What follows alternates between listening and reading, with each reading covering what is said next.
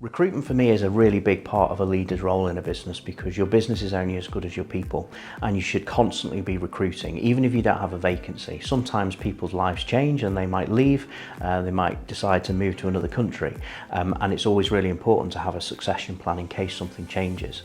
So rather than wait for the vacancies, you should always be constantly recruiting and looking to, backfill your team if ever there was anybody that decided to leave. So when I approach recruitment, I look at, what's the requirement, or what's the requirement going to be. I'll write a list of all of the sort of skills, ability, experience that I would need to see in a particular individual.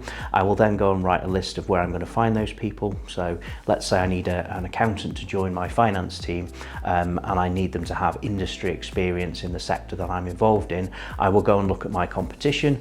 You can use tools like LinkedIn to look up people, and then you can go and make approaches to those people. So I'm a strong believer in headhunting, so I'm going to look for the best person I can possibly find. I will then engage with them, I will invite them for a coffee, we'll have a general chat about their career, and it's very much a two-way street. So it's not just me interviewing them to see if they're right for me, I'm also wanting them to interview me and understand that we're the right employer for them. We're going to give them the career path that they're seeking, or the professional development, or the rewards, or whatever it is that they're looking for.